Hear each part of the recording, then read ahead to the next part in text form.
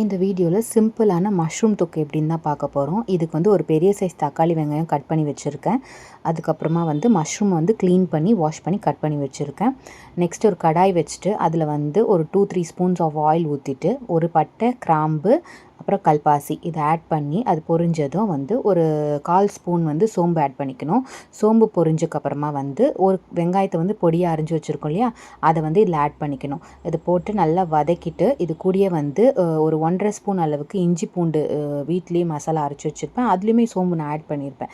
அந்த இஞ்சி பூண்டு பேஸ்ட் போட்டு நல்லா வதக்குனதுக்கப்புறமா ஒரு தக்காளி ஆட் பண்ணிக்கணும். உப்பு போட்டு தட்டு போட்டு மூடி போட்டு நல்லா வதக்க விடணும். தக்காளி வெங்காயம் நல்லா வதங்கினதுக்கப்புறமா வந்து கட் பண்ணி வச்சுருக்க மஷ்ரூமை இதில் ஆட் பண்ணிக்கலாம். ஆட் பண்ணிவிட்டு நல்லா வதக்கி விடணும். வதக்கி விட்டதுக்கப்புறமா வந்து ஒரு ஸ்பூன் சிட்டிக்கு வந்து மஞ்சத்தூள் ஆட் பண்ணிக்கணும். அப்புறம் வந்து வீட்டில் அரைச்சி வச்சுருக்க குழம்பு மிளகாத்தூள் இதில் நான் ஆட் பண்ணுறேன். ஒரு 1.5 ஸ்பூன் அளவுக்கு உங்களுக்கு தேவையான அளவு காரத்துக்கு ஏற்ற மாதிரி கூட இதில் ஆட் பண்ணிக்கலாம். இதை ஆட் பண்ணிட்டதுக்கப்புறமா நான் யூஷுவலாகவே வந்து மட்டன் மசாலா ஆட் பண்ணுவேன். அதோடய ஃப்ளேவர் கொஞ்சம் நல்லாயிருக்கும். அதையும் இதில் ஆட் பண்ணிக்கலாம். ஒரு 1 ஸ்பூன் அளவுக்கு ஆட் பண்ணிக்கலாம். ஆட் பண்ணிவிட்டு நல்லா மிக்ஸ் பண்ணிவிட்டு அந்த மஷ்ரூம் வந்து வேகிற அளவுக்கு தண்ணி ஊற்றிக்கணும். மஷ்ரூம் சீக்கிரமாகவே வந்துடும், அதனால் கொஞ்சமாக தண்ணி ஊற்றிட்டா போதும்.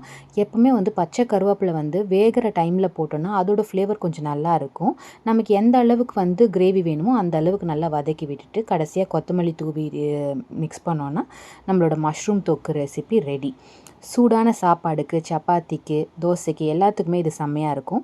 இப்படி தான் இதோட அவுட்புட் இருந்துச்சு. நீங்களும் ட்ரை பண்ணி பார்த்துட்டு கமெண்ட் பண்ணுங்கள். மறக்காமல் என்னோடய சேனலை லைக், ஷேர் அண்ட் சப்ஸ்கிரைப் பண்ணுங்கள்.